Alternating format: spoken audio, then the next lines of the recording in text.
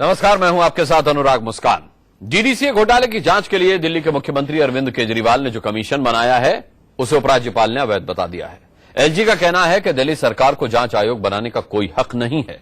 पहले भी केजरीवाल और उपराज्यपाल के बीच अधिकारों को लेकर के जंग चलती रही है। क्या अब डीडीसीए जांच कमीशन पर जंग छिड़ेगी? आखिर केजरीवाल कब मानेंगे कि दिल्ली पूर्ण राज्य नहीं है?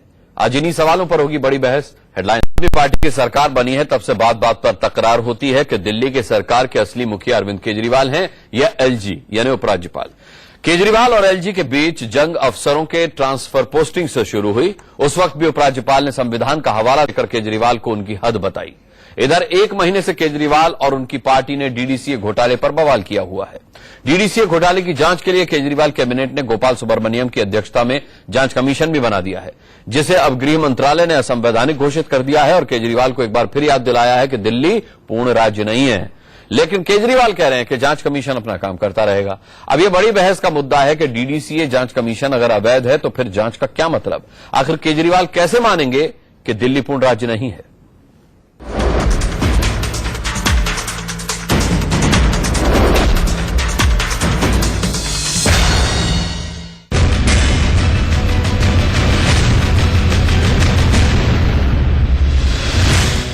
दिल्ली के मुख्यमंत्री अरविंद केजरीवाल और केंद्र सरकार के बीच नई जंग छिड़ गई है।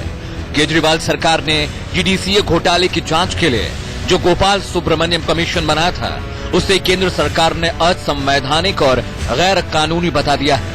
और इस बारे में दिल्ली के लेफ्टिनेंट गवर्नर नजीब जंग ने केजरीवाल सरकार को बाकायदा चिट्ठी भेज दी है।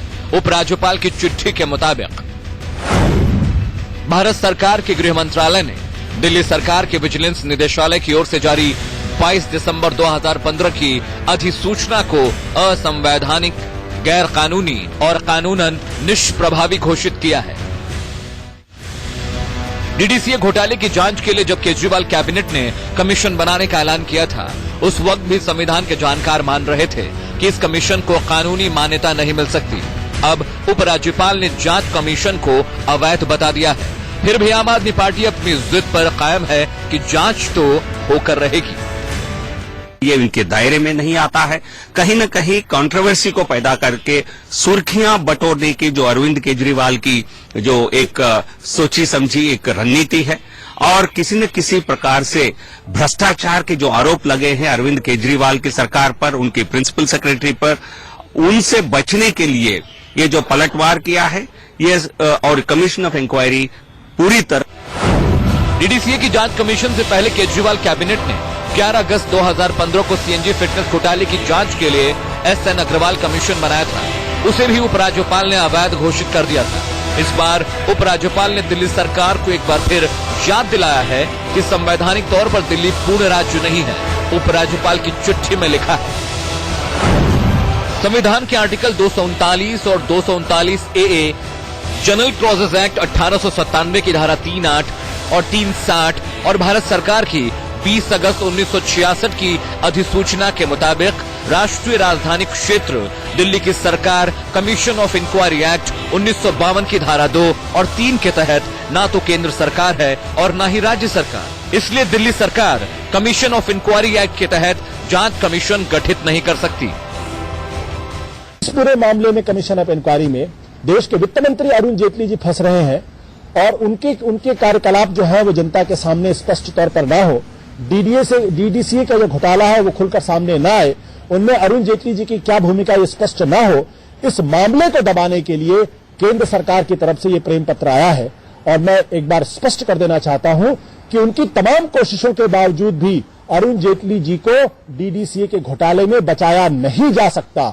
सच सामने आएगा और सच को मोदी सरकार कितनी भी कोशिश कर ले नहीं बताएगी।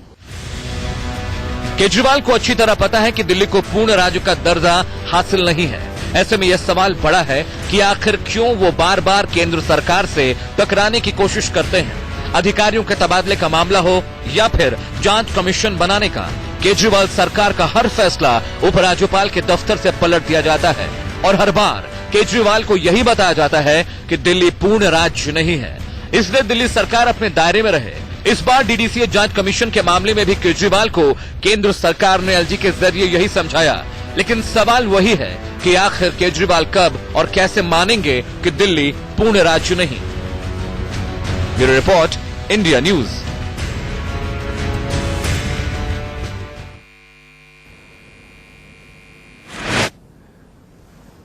चलिए इस अहम मुद्दे पर बड़ी बहस करते हैं और चर्चा में जो मेहमान आज हमारे साथ होंगे, हमारे साथ बीजेपी से स्पोक्स पर्सन सैयद जफर इस्लाम होंगे। सौरभ भारद्वाज आम आदमी पार्टी के स्पोक्स पर्सन अभी जुड़े नहीं हैं, कुछ ही पलों में जुड़ने वाले हैं। रागिनी नायक हमारे साथ हैं कांग्रेस से स्पोक्स पर्सन, और डीडीसीए के जॉइंट सेक्रेटरी दिनेश शर्मा जी हमारे साथ स्टूडियो में मौजूद हैं। सभी का मैं बहुत बहुत स्वागत करता हूं। पहला सवाल हालांकि सौरभ भारद्वाज से मुझे पूछना था, लेकिन अब चूंकि वो जुड़ नहीं पाए अब तक, तो सैयद जफर इस्लाम साहब मैं आपसे पूछना चाहता हूं, क्योंकि आम आदमी पार्टी ने बाकायदा प्रेस कॉन्फ्रेंस की, आशुतोष उसमें शामिल थे। उन्होंने साफ तौर पर कहा कि अरुण जेटली साहब को बचाने के लिए ये एक दबाव बनाए जाने की रणनीति है, जो प्रेम पत्र गृह मंत्रालय की तरफ से भेजा गया है कि ये कमीशन अवैध है, असंवैधानिक है। क्योंकि अरुण जेटली जब जिस वक्त ये बात हुई थी उस वक्त भी कमिश्नर साहब को चिट्ठी लिख करके उन पर दबाव बनाकर अपने खिलाफ जांच बंद करवा चुके हैं। क्या कहना है आपका?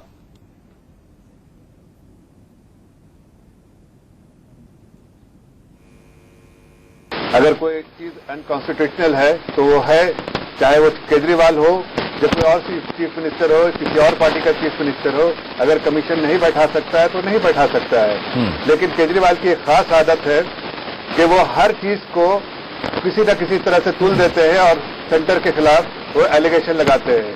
तो वो उनको अपनी दायरा समझना चाहिए, जो उनको अधिकार है उसको समझना चाहिए, और उस अधिकार के अंदर वो काम जो करते हैं उसमें कोई आपत्ति नहीं होती है। लेकिन अगर वो अधिकार से अपने अधिकारों से ज्यादा उनके बाहर जाके काम करेंगे और कोई ऐसा कमीशन बनाएंगे जिसकी उनको परमिशन नहीं है, जिनको उनकी सरकार को अधिकार नहीं है, तो ऑब्वियसली उसको रोक लगाया जाएगा। तो ये गलत कहाँ है? चाहे वो केजरीवाल जी की सरकार हो, चाहे किसी और की सरकार हो, सबके लिए संविधान एक ही है, कॉन्स्टिट्यूशन एक ही है। अगर वो कॉन्स्टिट्यूशनल काम कर रहे हैं तो उनके लिए उनको ये समझना पड़ेगा जी। लेकिन वो उनका एक तरीका है कि जब भी हो सेंटर के अगेंस्ट कुछ न कुछ एलिगेशन लगाते हैं वो, और जो निराधार होता है बराबर। अच्छा, हालांकि वो इसे निराधार नहीं बता रहे हैं। जफर इस्लाम साहब, आपके ऑडियो में कुछ प्रॉब्लम है, मैं उसे दुरुस्त करवाता हूं, फिर आपके पास लौटता हूं। रागिनी नायक, लेकिन इस बीच आम आदमी पार्टी की तरफ से यह भी कहा गया है कि जब शीला दीक्षित मुख्यमंत्री थी तब तो वो कमीशन बनाया करती थी, जब उन्हें अधिकार था तो हमें क्यों नहीं?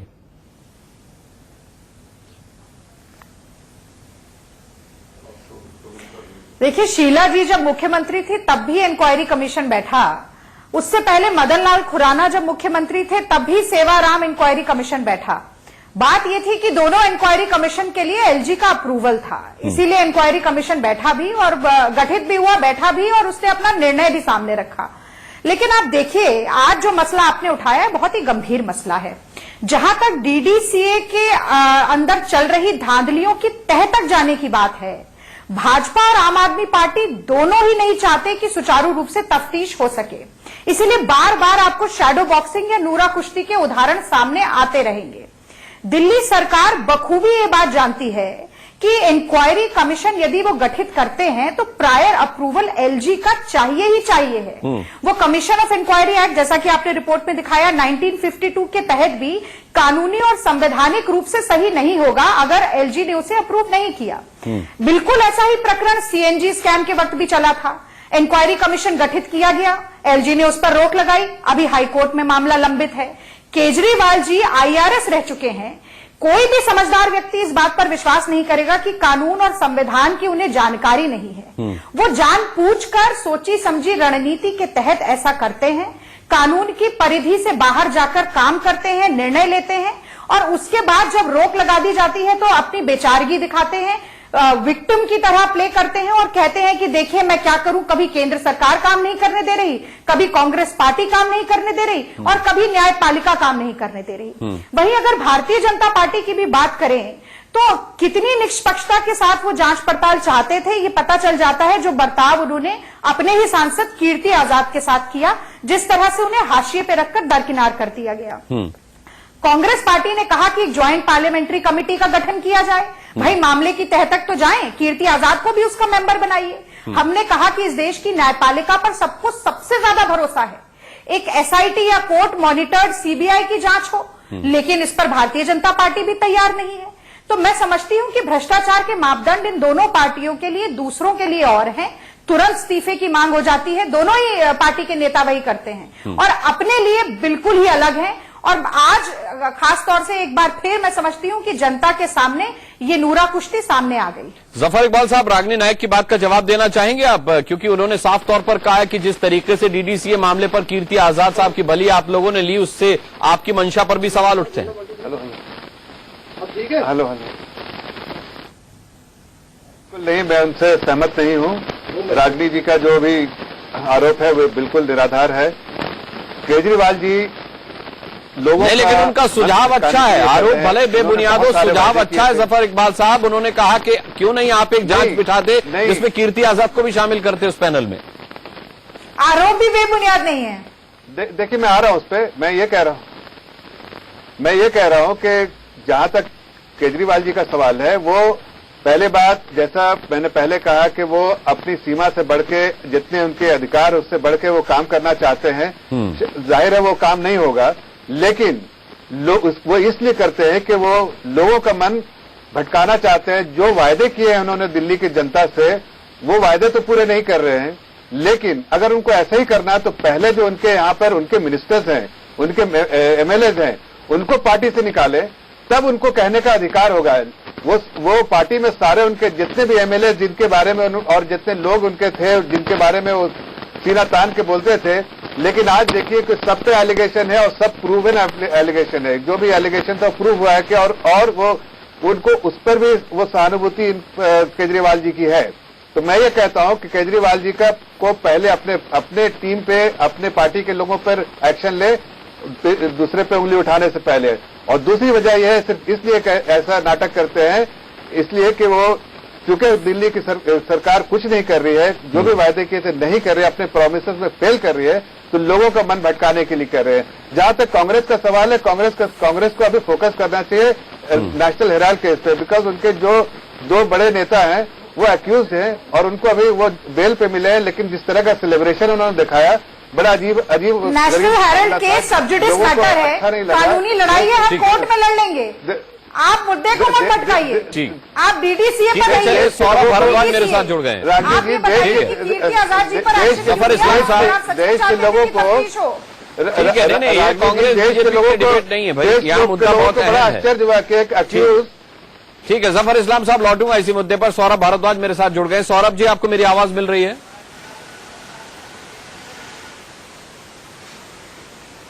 जी, मिल रही है आवाज। सौरभ भारद्वाज जी, आप क्या कहना चाहेंगे इस मुद्दे पर? एक दूसरा आपका कमीशन है जिसको अवैध करार दिया गया, असंवैधानिक करार दिया गया है।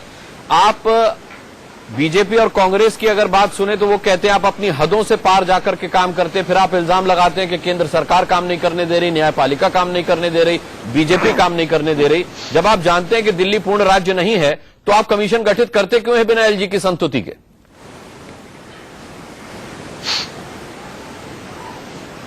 अच्छा, मैं इसके अंदर 2-3 चीजें बता दूं आपको जी। पहली बात तो ये कि एक कमीशन ऑलरेडी दिल्ली सरकार ने सीएनजी फिटनेस स्कैम के अंदर बनाया था जी। वही सारे एलिगेशन जो इस वक्त ये टेलीविजन स्टूडियो पे लगा रहे हैं, वो सारी की सारी बात, और उसके अलावा कानून की किताबों को कोट करते हुए इन्होंने हाईकोर्ट में सारी बातें कही, सारी दलीलें दी। हाईकोर्ट ने इनकी सारी बातें सुनी और हाईकोर्ट ने कहा हम इस इंक्वायरी कमीशन के ऊपर कोई रोक नहीं लगा सकते। वो मामला अभी भी हाईकोर्ट के अंदर है, इनको वहां से कोई राहत नहीं मिली। वो इंक्वायरी कमीशन काम कर रहा है। नंबर दूसरा, जो कांग्रेस बात कर रही है, मैं इनको याद दिलाना चाहूंगा कि शीला दीक्षित की सरकार ने भी एक इंक्वायरी कमीशन बनाया था जिसकी बाकायदा रिपोर्ट आई थी। वही संविधान था, वही दिल्ली की सरकार थी, वही उसका दायरा था। तो तब जब कमीशन बन सकता था, इंक्वायरी हो सकती थी, तो अब क्या बदल गया? सौरभ भारद्वाज, आप बहुत पढ़े लिखे और ज्ञानी हैं। सौरभ भारद्वाज, आप बहुत पढ़े लिखे और ज्ञानी हैं। मैं आपको दोनों ही कमीशन की रिपोर्ट दिखा देता हूं जो सार्वजनिक सूचना है। आपने जो एसएन अग्रवाल जांच आयोग बनाया था उसमें लिखा हुआ है राष्ट्रीय राजधानी क्षेत्र दिल्ली सरकार ने दिनांक 11/8/15 की अधिसूचना द्वारा राष्ट्रीय राजधानी क्षेत्र दिल्ली सरकार के परिवहन विभाग में सीएनजी फिटनेस प्रमाण पत्र संबंधित कार्य को प्रदान करने संबंधी सभी पहलुओं की जांच तथा मामलों में उत्तरवर्ती जांच एवं विकास के लिए जांच आयोग अधिनियम 1952 के तहत जांच हेतु एक स्वतंत्र जांच आयोग गठित किया था।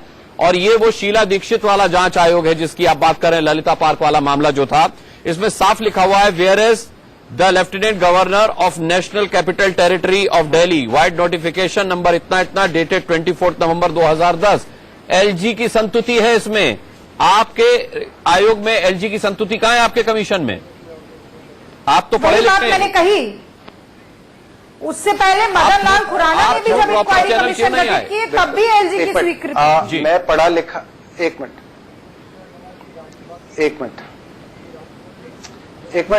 मैं पढ़ा लिखा हूं, ये बात मैं भी जानता हूं और आपके लगभग सभी दर्शक जानते हैं, तो इसके अंदर कोई आश्चर्य की बात नहीं है।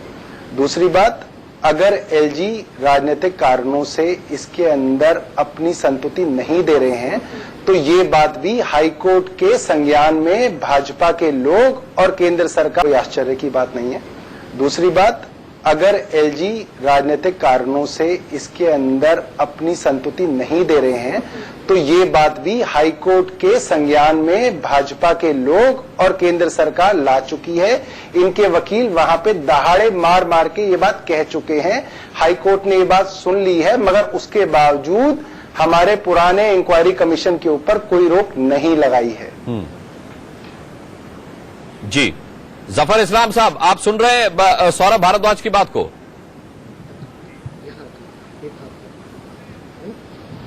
जफर इस्लाम, आपको आवाज मिल रही है?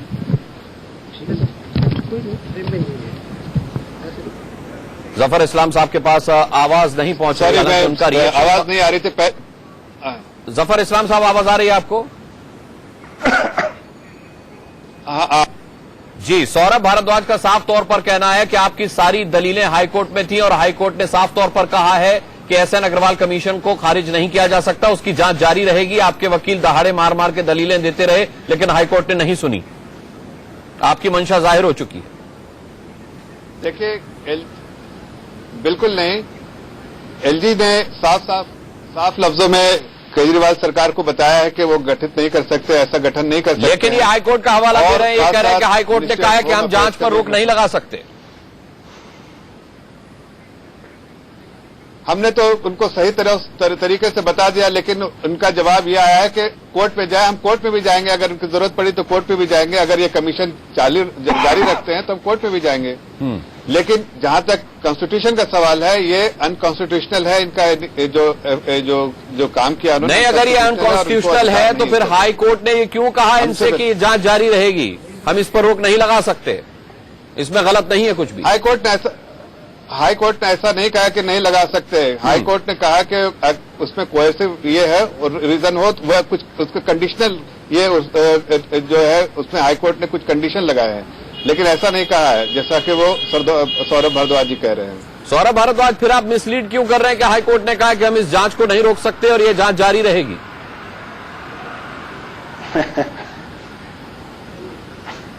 देखिए, इन्होंने वहां पे स्टे मांगा था। ये बात ऑन रिकॉर्ड है कि इसके ऊपर स्टे लगा दिया जाए। स्टे लगाने का मतलब ये है कि इसको रोक दिया जाए। हाई कोर्ट ने इसके अंदर कोई स्टे नहीं लगाया, हाई कोर्ट ने इसको नहीं रोका। तो इसके अगर कोई और अर्थ निकल सकता है तो आप मुझे बता दीजिए, जफर इस्लाम साहब मुझे समझा दें। और दूसरी बात, देखिए, मैं मोटी बात करना चाहता हूं। ये टेक्निकल लीगैलिटीज तो चलिए डिस्कस हो जाएंगी। हम लोग कह रहे हैं कि भ्रष्टाचार हुआ है, आप लोग कह रहे हैं भ्रष्टाचार नहीं हुआ, जांच करा लीजिए, हम जांच के लिए तैयार हैं, हम खुली किताब हैं, हम इतने महान हैं। जांच आप होने नहीं दे रहे, तो लोगों को तो ये बात समझ में आ रही है ना कि जांच आप करने नहीं देंगे और खुद क्लीन चिट देंगे। तो दाढ़ी में, चोर की दाढ़ी में तिनका है। मैं कह रहा हूं चोर की दाढ़ी में तिनका है भी सौरभ भारद्वाज। और डीडीसीए मामले में जो आप कह रहे हैं, जहां तक जांच है सौरभ, उससे दिल्ली वालों को क्या मिलेगा? उससे दिल्ली वालों को क्या मिलेगा? दिल्ली की क्या भलाई है? बिल्कुल नहीं। हाँ, मैं सौरभ जी से कहना चाहता हूं, मैं आता हूं, जफर इस्लाम साहब आता हूं। जांच ऑलरेडी हो चुकी है को पर्दाफाश करने से। बोलिए सौरभ जी। पहली बात तो देखिए, भ्रष्टाचार एक क्रिमिनल ऑफेंस है। जो क्रिमिनल ऑफेंसेस होते हैं वो सोसाइटी के अगेंस्ट ऑफेंसेस होते हैं, उनमें दोषियों को सजा मिलनी चाहिए। दूसरी बात, डीडीसीए की कई फैक्ट फाइंडिंग रिपोर्ट्स के अंदर यह पाया गया कि प्लेयर्स के सिलेक्शन के अंदर 5 लाख से रुपए 10 लाख रुपए डीडीसीए नहीं मानता इस चीज को। मैं अभी पूछवाता हूं आपको, डीडीसीए नहीं मानता कि भ्रष्टाचार हुआ, डीडीसीए नहीं मानता परिवार वालों के साथ। अनुराग जी, मुझे डीडीसीए तो कभी मानेगा ही नहीं ना भाई। कौन मानता है? कॉमनवेल्थ गेम्स वाले मानते थे क्या? कलमाड़ी जी मानते थे क्या? मगर हुआ था ना, शोर मचा था ना, मामला बाद में सामने आया ना, तो ऐसे ही जेटली जी अनुराग जी, तो उससे क्या फर्क पड़ता है? डीडीसी अनुराग क्यों जी मानेगा कि उसके अंदर घोटाला हो रहा था? मगर बार बार रिपोर्ट्स के अंदर ये बात सामने आई है कि उसके अंदर घोटाला हो रहा था। ठीक है, रागिनी नायक आप कुछ कहना चाह रही हैं? देखिए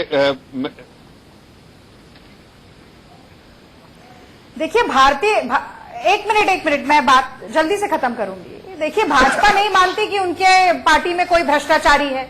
व्यापम घोटाला हो गया, मोदी गेट हो गया, चिक्की घोटाला हो गया, छत्तीसगढ़ में चावल घोटाला हो गया, कोई भ्रष्टाचारी नहीं है।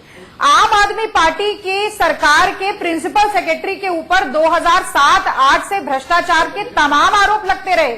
2 बार केजरीवाल सरकार ने उन्हें प्रिंसिपल सेक्रेटरी बनाया और उनकी रेड का मसला छुप जाए, उस पर से ध्यान हट जाए, तो अचानक से अरुण जेटली जी का मामला सामने आता है। जबकि दिल्ली सरकार की कमेटी ने जो रिपोर्ट प्रस्तुत की थी, जो 17 नवंबर को दे दी गई थी दिल्ली सरकार को, उस पर 1 महीने तक केजरीवाल सरकार बैठी रहती है। पर जैसे ही रेड पड़ती है तो अचानक से वहां पलटवार होता है और यहां पर पता चलता है कि एक इंक्वायरी कमीशन का गठन हो रहा है। इनके 21 एमएलए जो है वो चार्जशीटेड हैं। 2 मंत्री जो है वो तड़ीपार रह चुके हैं।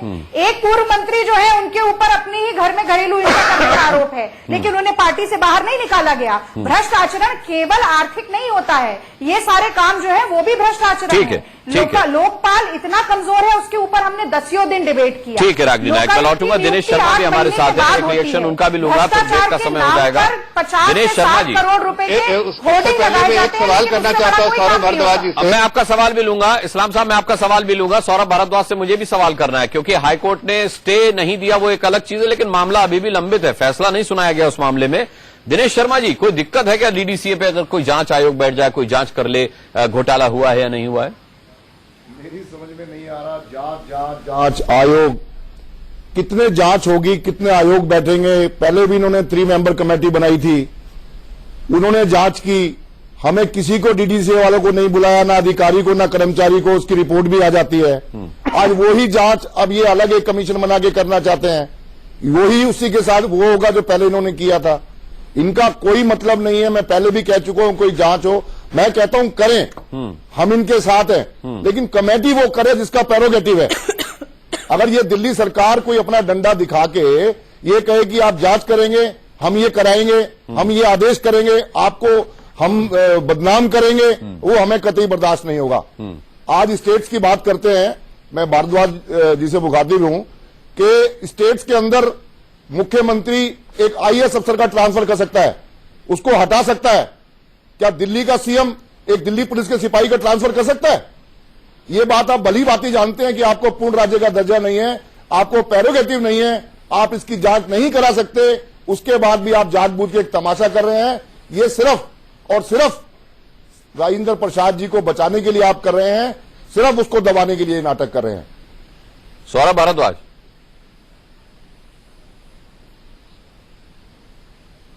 जी मैं आपको बताऊं, मोटे मोटे तौर पे बहस का अगर आप निचोड़ निकालें तो ये बात सब लोग मान रहे हैं कि भ्रष्टाचार हुआ है, घोटाला हुआ है। चलिए नाम नहीं लेते कि ये जिम्मेदार थे या वो जिम्मेदार थे, घोटाला हुआ है, जांच होनी चाहिए।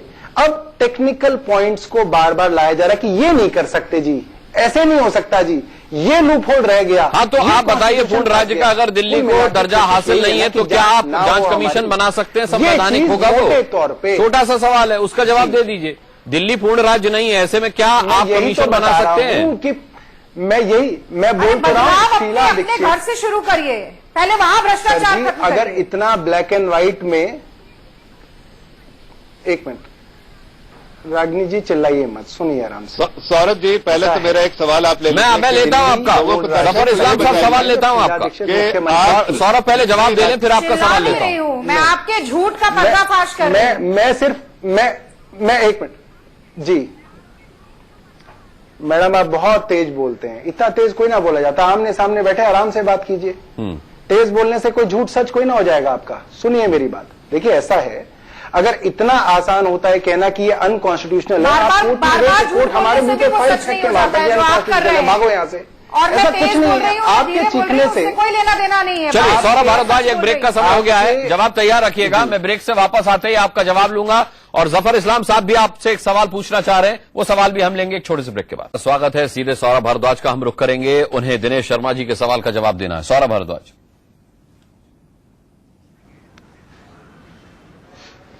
जी, दिनेश जी पूछे, क्या सवाल है आपका? दिनेश जी सवाल पूछ चुके, आप जवाब दे रहे थे, रागिनी नायक जी बीच में आई और उन्होंने भी कुछ कहा और आप वो सवाल का जवाब देते देते रुक गए। अच्छा, हाँ, मैं यही कह रहा था, कह रहा था कि ये कहना बहुत आसान है कि अनकॉन्स्टिट्यूशनल है। देखिए, अगर इतना ज्यादा क्लियरली ये अनकॉन्स्टिट्यूशनल ब्लैक और व्हाइट में होता तो कोर्ट के अंदर बाकायदा इसके लिए कई डेट्स पड़ चुकी हैं, कई आर्ग्यूमेंट हो चुके हैं। सेंट्रल गवर्नमेंट कह रहा है जी इसके ऊपर रोक लगा दीजिए, ये अनकॉन्स्टिट्यूशनल है। हमारे वकीलों ने भी अपनी तरफ से बात कही है, कोर्ट को कुछ दम लगाया, इसीलिए इसके ऊपर रोक नहीं लगाया। वो जांच अभी भी चल रही है। शीला दीक्षित के जमाने में फैसला कोर्ट का नहीं आया सौरभ जी, वही स्टेटस हुआ करता था। कोर्ट ने ये भी नहीं कहा कि आप जांच करते रह सकते हैं, कोर्ट ने स्टे नहीं दिया। वकीलों ने भी अपनी तरफ से बात कही है, कोर्ट को कुछ दम लगाया, इसीलिए इसके ऊपर रोक नहीं लगाया।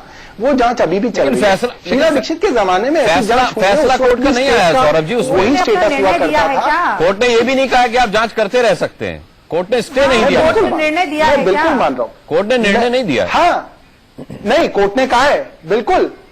देखिए, मैं लॉ ग्रेजुएट हूं, मैं आपको बता रहा हूं कि इन्होंने रिलीफ मांगा कि स्टे दे दो, कोर्ट ने स्टे नहीं दिया, ठीक है। तो कोर्ट ने कहा आप जांच कंटिन्यू रख सकते हैं और वो जांच चल रही है आज की तारीख के अंदर। तो सौरभ जी परसों उस जांच को 5 महीने पूरे हो जाएंगे, तब कितनी लंबी चलेगी जांच? वो वैलिड आम आदमी पार्टी की सरकार तो सख्त सरकार है, भ्रष्टाचार के खिलाफ तो और सख्त होना चाहिए। नॉर्मली 3 महीने का समय एक आयोग को, एक कमीशन को दिया जाता है। अभी तो परसों 5 महीने हो जाएंगे इसको सौरभ भारद्वाज, कब तक चलेगी जांच? ये निर्णय नहीं आया है जी। देखिए, उस जांच के अंदर एलजी भी शक के घेरे में है। सीबीआई ने खुद अपनी रिपोर्ट में एलजी की गतिविधियों को शक के घेरे में पाया है और उनको भी एक्यूज बनाया जा सकता है। एलजी से कुछ कागजों की मांग उस इंक्वायरी कमीशन ने की है और एलजी ने वो कागज अभी तक नहीं दिए हैं। कोर्ट के माध्यम से दोबारा से एलजी को यह संदेश दिया गया कि आप वो कागज हमारी कमीशन को भिजवाएं। जी, ठीक है। सैयद जफर इस्लाम साहब। सौरभ जी, तो वो कॉपरेट नहीं कर रहे हैं और ये बात जाहिर सी बात है, एक्यूज कॉपरेट नहीं करते। सवाल, एलजी साहब को एक्यूज बना दिया इन्होंने। आपके, अगर आपने आपका बस चले तो केजरीवाल जी पूरे दुनिया के जितने लीडर हैं सबको शक के घेरे में रख लेंगे। वो तो छोड़िए, 1 मिनट की बात, पहले ये बताइए कि आप क्यों इतना प्रोटेक्शन दे रहे हैं राजेंद्र जी को? आखिर क्या मजबूरी है आपकी, सब कुछ जानते हुए भी कि उनके बारे में, उनके क्रेडेंशियल के बारे में उनको मालूम है, लोगों ने आगाह किया, फिर भी उस पर कोई एक्शन लेने के बजाय उनको प्रोटेक्शन दे रहे हैं। आखिर क्या मजबूरी है उनकी? पहली बात। दूसरी बात कि जो आप कमीशन के बारे में बोल रहे हैं उसको तो एक बार आप एलजी का जो रिस्पांस आया हो जाने दीजिए, उनका पूरा हो जाने दीजिए। आपके 3 मेंबर कमेटी ने जब रिपोर्ट आपको सौंपी, पहले तो आपने बोला, जब वहां पर सीबीआई का जब रेड हुआ तो आपने बोला कि सीएम पे हुआ, पहले झूठ बोला आपने, जिसके आप माहिर हैं आपके पार्टी के लोग। उसके बाद उन्होंने जब पता चला कि क्लैरिफाई भी किया गया, तब भी आप ये बार बार रिपीट करते रहे, लोगों को पता चल गया कि आप गलत बोल रहे थे। उसके बाद आपको बोला कि डीडीसी की फाइल थी इसलिए सीबीआई का रेड हुआ, वो भी आपके सीबीआई की रिपोर्ट आई, उस पर भी सब क्लीन चिट है। फिर आप क्यों ऐसा कर रहे हैं? क्यों देश के लोग, दिल्ली के लोग सबको गुमराह करने के लिए क्यों झूठ बोलना चाहते हैं? अगर आपको एक्शन, आप इतने बड़े लोग हैं जो आप करप्शन पे एक्शन लेना चाहते हैं, तो पहले आप क्यों प्रोत्साहन दे रहे हैं अपने एमएलएस को, अपने मिनिस्टर्स को? पहले उन पर एक्शन लेके दिखाइए, उसके बाद बात कीजिए। आपके शक के दायरे में तो सभी लोग हैं, जो चैनल में बैठा उस पर भी आप थोड़ी देर में शक के दायरे में रख लेंगे। ये आपका एक इस तरह का एलिगेशन लगाने का तरीका है। जब पहले भी मैंने बोला था किसी डिबेट पे आपसे कि स्प्लिट एंड रन, यही प्रैक्टिस आप करते हैं, बाद में देखा जाएगा। लेकिन आज लोगों को किसी तरह से भी बदनाम कर दो। लेकिन केजरीवाल जी को जानना चाहिए, जो उनका अधिकार है उसके बियॉन्ड अगर जाएंगे तो ये अनकॉन्स्टिट्यूशनल है और वो जो भी करते रहे उसकी मान्यता नहीं होगी। सौरभ भारद्वाज से पहले मैं इसका जवाब ले लूं, स्प्लिट एंड रन क्यों करते हैं आप सौरभ?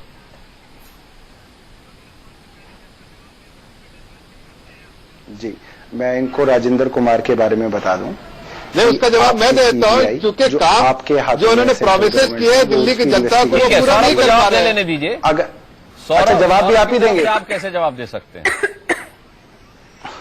सौरभ बोलिए। देखिए राजेंद्र, हाँ देखिए, सेंट्रल गवर्नमेंट की एजेंसी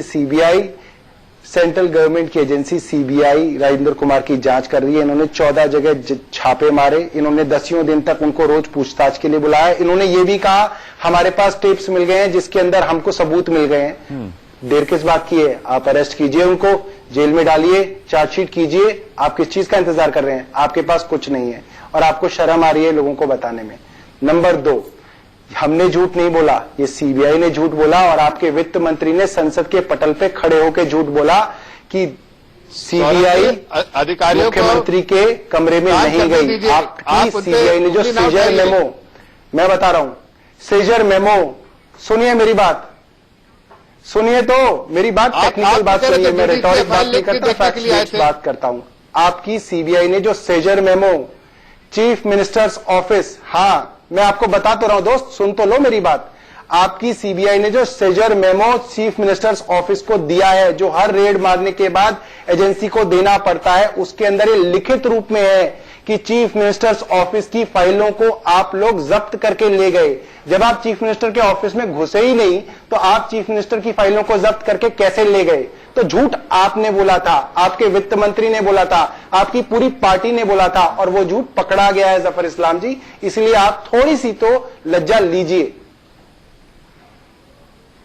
जफर इस्लाम साहब, देखिए, आपने कहा था डीडीसीए फाइल के बारे में, आपके चीफ मिनिस्टर ने कहा था, क्या हुआ? डीडीसीए की रिपोर्ट आपकी बात कीजिए, 3 लोगों की कमेटी आपने फॉर्म की थी, रिपोर्ट आपके सामने है। नहीं, हाँ तो दिखा तो दिया हमने, जो रिपोर्ट में है वही तो फैक्ट है। फैक्ट में क्या आपने दुनिया को, लोगों को बताया कि इंक्वायरी कमीशन फाइल देखने आए थे? कहा डीडीसीए की फाइल देखने आए थे? अगर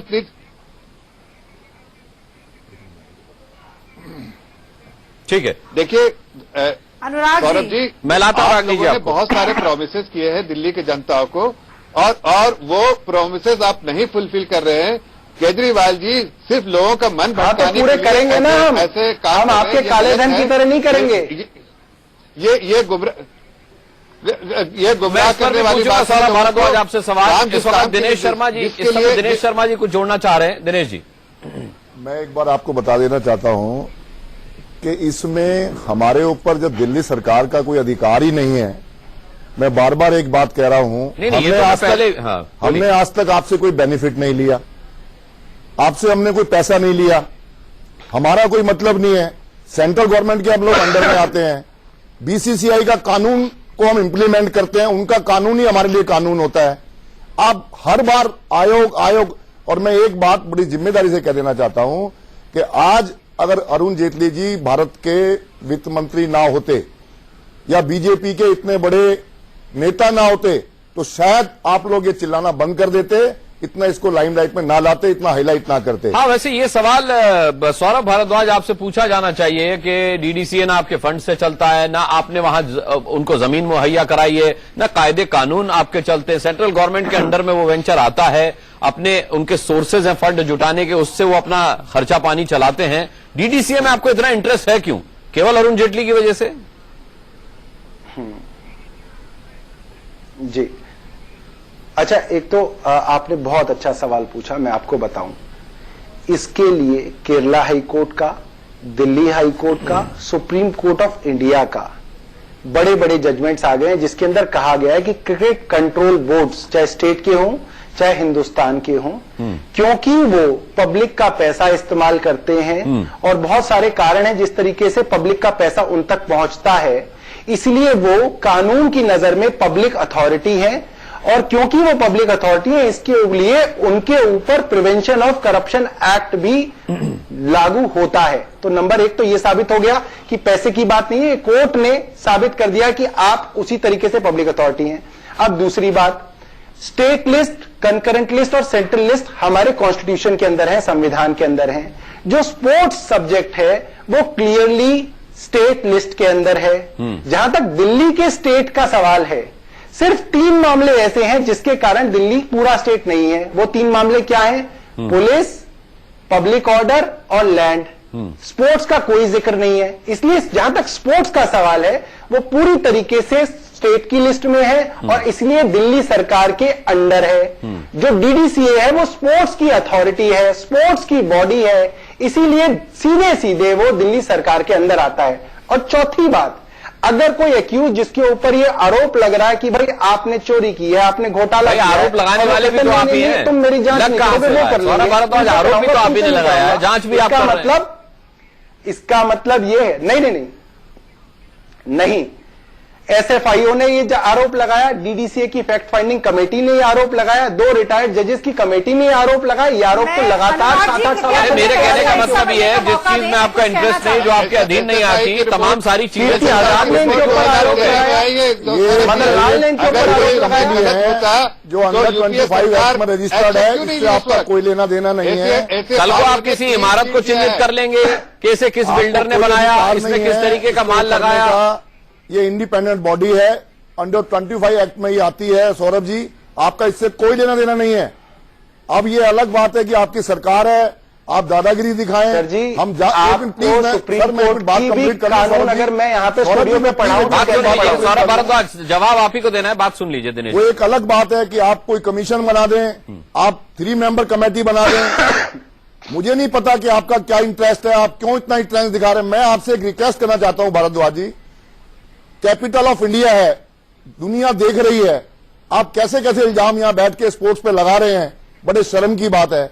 मैं आपसे हाथ जोड़ के निवेदन कर रहा हूं, फरवरी 12 को एक T20 मैच इंटरनेशनल डीडीसीए को मिला हुआ है, कृपा करके इस मैच को करवाने में हमारी मदद करें, जो कि अच्छी तरह ये मैसेज जाए कि सबने मिलकर एक अच्छा प्रोग्राम ऑर्गेनाइज किया। सौरभ भारद्वाज, आप जवाब दे लें, फिर मैं रागिनी नायक से सवाल लूंगा। अच्छा, अब मैं 2 बड़ी मजेदार बात करता हूं। कॉमनवेल्थ गेम्स का जब घोटाला हो रहा था और भाजपा, सर प्लीज इसी डिबेट में रहे तो ज्यादा अच्छा होगा, बड़ी मेहरबानी होगी। अब कॉमनवेल्थ में बात सुरेश कलमाड़ी बोलते थे, मैं हाथ जोड़ के कहता हूं, दिल्ली देश की राजधानी है, पूरी दुनिया के लोग दिल्ली में आने वाले हैं, कॉमनवेल्थ गेम्स होने वाले हैं, प्लीज कॉमनवेल्थ गेम्स होने दीजिए, बर्बाद मत कीजिए, बदनाम मत कीजिए। तब आप क्या कहते थे कि नहीं, चोरी की है, चोरी खुल के बाहर आनी चाहिए। तब भाजपा भी यही कहती थी। आप ये नेशनल टीवी पे नाटक मत करिए, आपको शोभा नहीं देता। सीधे सीधे मुद्दे पर बात करिए। बीसीसीआई, शीला दीक्षित जी के खिलाफ 300 फाइल थी आपके पास, बीसीसीआई फाइल्स का क्या हुआ? हाँ, इसी मुद्दे की बात कर रहा हूँ। ऊपर आरोप लगाया, सीधे सीधे मुद्दे की बात कर रहा हूँ। शकुंतला गैमलिन के ऊपर आपने आरोप लगाया, उसका क्या हुआ? आप तो आरोप लगा के आगे बढ़ जाते हैं, पर आपके प्रिंसिपल सेक्रेटरी पर जो आरोप लगे रहे, आपने 2 बार राजेंद्र कुमार को क्यों बनाया, क्यों उस पद पर रखा, ये आपने एक बारी भी जवाब नहीं दिया। आप तो वैकल्पिक राजनीति की दुहाई देने वाले लोग हैं। आपके आंतरिक लोकपाल ने, अच्छा, मैं कांग्रेस को जरा जवाब दे देता हूं। कैंडिडेट्स को आप चुनाव लड़ा रहे हैं, उनकी जरा मैं कांग्रेस को जवाब दे देता हूं। शक था उन्हें, आपने उन आंतरिक लोकपाल को ही बाहर कर दिया। और मैं थोड़ा सा आपको ये भी बता देना चाहता हूँ सौरभ जी, झाँक कर देखिए, एक एक करके पहले राजनीति जी प्रवचन दीजिए। आप बार बार ही फैक्ट फाइंडिंग कहते रहते हैं। प्लीज मैं आपको बता देता हूं कि बहुत कमेटियां, मुझे बात पूरी कर लेने दीजिए। 1 सेकंड राजनीति जी, मैं 1 सेकंड लूंगा। अभी रागिनी जी की बात पूरी हुई है। सिर्फ एक फैक्ट फाइंडिंग कमेटी बनी थी, सुन लीजिए। मैं पहले भी आपसे रिक्वेस्ट कर चुका हूं सौरभ जी, दोबारा आपको बता देना चाहता हूं, फैक्ट फाइंडिंग कमेटी भी डीडीसीए की एग्जीक्यूटिव नहीं बनाई थी, और उसमें भी 4 जने एग्जीक्यूटिव के मेंबर थे। नहीं, एक चीज पे सर, एक दूसरी बात अभी आपने कहा, इसका जवाब मैं आपको दे दिया, दूसरी बात का जवाब दे देता हूं। मैं एक डिस्कशन आपसे, सर प्लीज आप मेरी बात सुनिए। आपसे मैं 1 to 1 डिस्कशन कर लेता हूं। सौरभ जी को बहुत समय मिला है जवाब देने का। मैं आपसे 1 to 1 डिस्कशन कर लेता हूं। 1 सेकंड में आपका जजीज जो करते हैं कर दूं, मैं सफाई देते रहता थक जा रहा हूं, लेकिन आप नहीं थक रहे। क्या आप ये कह रहे हैं, क्या आप ये कह रहे हैं कि डीडीसीए को पब्लिक अथॉरिटी नहीं माना है सुप्रीम कोर्ट और हाई कोर्ट ने? क्या आप ये कह रहे हैं? मैं आपकी इस बात से कई हद तक सहमत नहीं हूं। माना है, ये कंटेम्प्ट हो जाएगा अगर आप, मैंने कहा माना है कंटेम्प्ट। आप प्लीज मुझे ना बताएं किस पे होगा, आप अपने में देखिए। आप एलजी को गुनाहगार बता रहे हैं, आप सीबीआई को गुनाहगार बता रहे हैं, और मुझे पता है कि इसी तरीके हाई कोर्ट को भी कह देंगे। आप हाई कोर्ट को भी कहने वाले हैं कि वो ये काम गलत कर रही है, और थोड़ी देर में सुप्रीम कोर्ट पर भी आप एलिगेशन लगा सकते हैं। डीडीसीए पब्लिक आज आप मुझे एक बात बताएं, आपका ना तो एलजी पे भरोसा है, ना कमिश्नर पुलिस का भरोसा है, हाईकोर्ट ना हाईकोर्ट का भरोसा है। पब्लिक बॉडी है। नहीं, मैं आपको कह रहा हूं, आपका भरोसा ही नहीं है किसी पे। वो इंक्वायरी कमीशन चाहे डीडीसीए पे हो या किसी भी और अलग मुद्दे पर हो। आप लेते हैं इल्जाम लगाना, ये आपका, आपको अच्छा है, जो मिल गया है। दो बातें मैं यहां पर जोड़ना चाहूंगी। पहली बात यह है कि क्रिकेट, एक मिनट दिनेश जी, मैं पूरा कर लूं। जी जी। क्रिकेट मैनेजमेंट में ही डीडीसीए में फाइनेंशियल इरेगुलरिटीज रही है, इस बात पर बहुत सारी कमिटियों ने, एसएफआईओ ने भी अपनी रिपोर्ट दी और ये बात तो एक तरीके से प्रमाणित है ही। लेकिन दिनेश जी ये भी मानेंगे, लोधा कमेटी की रिकमेंडेशंस के बाद क्रिकेट मैनेजमेंट में ही बहुत रिफॉर्म्स की जरूरत है, पूरा देश ये बात मानता है, वो अलग मुद्दा हो गया। लेकिन आज ये बताइए, जानकर बार बार ऐसे कानून की जो सीमा है उसको लांघकर दिल्ली सरकार जब कोई कदम उठाती है, दूसरी तरफ एलजी उसको रोक देते हैं। ये द्वंद्व युद्ध आज से शुरू नहीं हुआ है, चाहे नौकरशाही के राजनीतिकरण की बात हो, चाहे दिल्ली पुलिस की बात हो, चाहे एसीबी की बात हो, अब 2 बार से इंक्वायरी कमीशन पर भी ये टकराव हम देखते जा रहे हैं। अगर सच में दिल्ली की जनता का हित चाहते हैं तो सौरभ भारद्वाज आज बताएं, और वहीं पर सैयद साहब भी बताएं कि क्या एलजी और अरविंद केजरीवाल बैठकर कोई मध्य रास्ता निकालने के बारे में सोच सकते हैं। जनता का हित चाहते हैं तो सौरभ भारद्वाज आज बताएं, और वहीं पर सैयद साहब भी बताएं कि क्या एलजी और अरविंद केजरीवाल बैठकर कोई मध्य रास्ता निकालने के बारे में सोच सकते हैं। क्या ऐसा हो सकता है कि डीडीसीए की जो इंक्वायरी है वो कोर्ट मॉनिटर्ड हो, सीबीआई द्वारा हो, और केवल एक व्यक्तिगत चॉइस पर निर्भर ना हो। दिल्ली सरकार अपनी पसंद क्या ऐसा हो सकता है सौरभ भारद्वाज? इंक्वायरी कमीशन बैठ जाता है और सब लोग ये मान लें कि वो ठीक है, लेकिन कोर्ट के अंडर मॉनिटर्ड कमेटी पर क्या ये दोनों पार्टियां हाथ मिलाकर पूछ लेते, तफ्तीश करना चाहती पूछ हैं? लेते, ये सबसे बड़ा सवाल है। सौरभ भारद्वाज,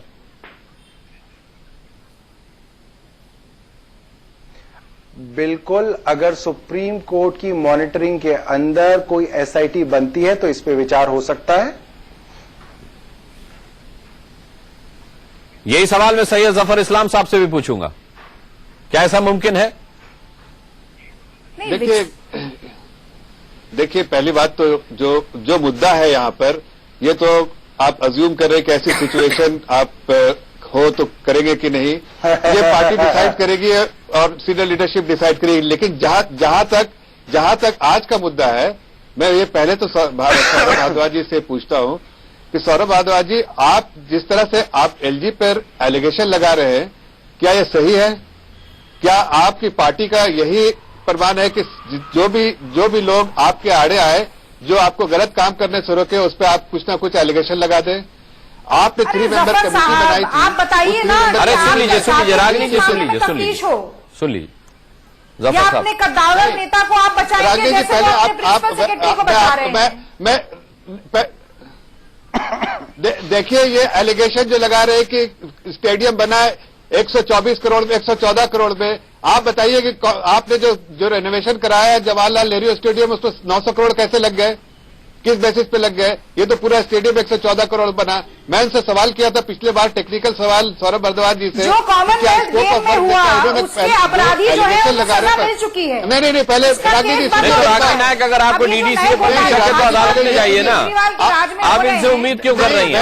आप आम आदमी पार्टी या भारतीय जनता पार्टी से उम्मीद क्यों कर रही हैं? आप कोर्ट चले जाइए ना, आप कोर्ट जाइए, रागनी नायक आप कोर्ट जाइए। आपसे मैं आपसे ये सवाल पूछ रहा हूँ, आपने क्या दोनों सत्ताधारी पार्टियां कुछ ना करें। रागनी जी, मैं आपसे सवाल पूछ रहा हूँ, नहीं आपसे सवाल पूछ रहा हूँ कि देखिए, हर चीज के लिए कमीशन बैठा के, हर चीज के लिए, जैसा डीडीसीए के भी प्रवक्ता कह रहे थे कि आप जो है रोज सुबह शाम सिर्फ कमीशन ही बैठाती, लेकिन ऐसे पहले तो फैक्ट तो देखेंगे आप। फैक्ट ये है कि जो 114 करोड़ बोल रहे हैं एक स्टेडियम बनाने पे खर्चा, आपको मालूम है कि स्टेडियम किसने बनाया? गवर्नमेंट की कंपनी ने बनाया है। दूसरी बात, आपको मालूम है कि पहला स्कोप ऑफ वर्क क्या था जब शुरू में इनिशियल बजट कम था, स्कोप ऑफ वर्क भी कम था। नहीं, लेकिन एक मिनट, इसीलिए वो और ये स्कोप पर वर्क पड़ा, भारतीय जनता पार्टी के नेता पर आरोप लगा है और भारतीय जनता पार्टी ही बताएगी कि क्या तथ्य है और वो तथ्य सही है या गलत है। अरे तो 2G और कोलगेट में भी तो यही हुआ था। आपको आपने कहा कुछ बताया था कि एक थाली के चट्टे बट्टे के रूप में जाना चाहिए सामने आ रहे नहीं तो हैं जो आपके आर्गुमेंट है भ्रष्टाचार को यूपीए की लेकर सरकार वही सारा भारद्वाज जी के भी नहीं, ये तो आम आदमी पार्टी बीजेपी और कांग्रेस का शिकूफा है कि वो एक दूसरे को एक थाली के चट्टे बट्टे बता देते हैं।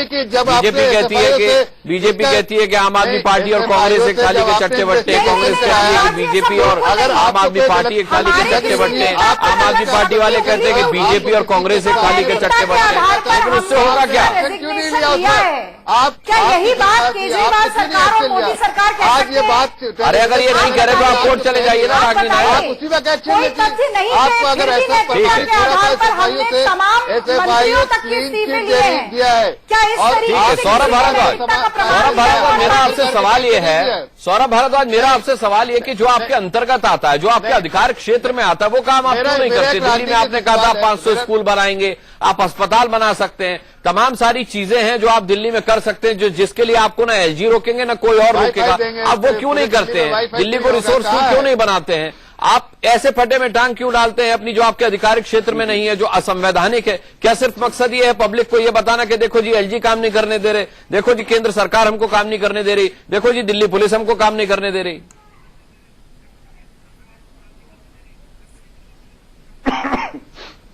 मैं आपको ये बताना चाहूंगा कि यहाँ पे चॉइस नहीं है कि आप ये काम करें या ये काम करें। दिल्ली सरकार कहती है हम ये काम भी करेंगे और ये काम भी करेंगे।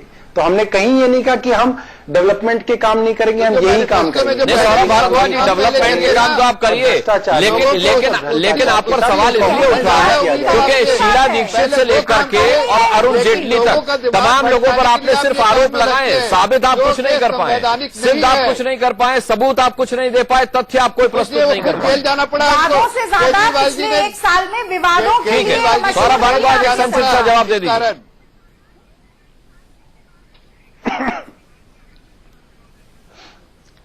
देखिए, किसी भी क्राइम का इन्वेस्टिगेशन करने के लिए या तो कोई इंक्वायरी कमीशन बनाई जा सकती है या कोई इन्वेस्टिगेटिंग एजेंसी हो सकती है। वो हो सकती है दिल्ली पुलिस, सीबीआई या एंटी करप्शन ब्रांच। हमारे पास कोई भी इन्वेस्टिगेटिंग एजेंसी नहीं है। एक एसीबी थी, वो भी इन्होंने हमसे छीन ली। तो अब ये लोग चाहते हैं कि किसी चीज की इन्वेस्टिगेशन हो ही ना। जब इन्वेस्टिगेशन ही नहीं होगी, अरे आप संवैधानिक रूप से कमीशन बिठा सकते, क्या दिक्कत है? संवैधानिक रूप से आइए और कमीशन हमारा कुछ नहीं बनाइए हुआ और जांच होने दीजिए उसकी। संवैधानिक रूप से आइए, कौन आपके काम में रंगा डालेगा? बताइए कैसे आप और अच्छी तरह जनता को बता सकते हैं कि देखिए हम संवैधानिक रूप से गए थे और हमें सहयोग नहीं मिल रहा। बहरहाल मेरी इस बड़ी बहस का समय अब खत्म हुआ। मैं सभी का बहुत बहुत धन्यवाद करना चाहूंगा आज की बड़ी बहस में शामिल होने के लिए। इसी के साथ हम छोटे से ब्रेक के लिए रुक रहे हैं, बहुत जल्द वापस आएंगे।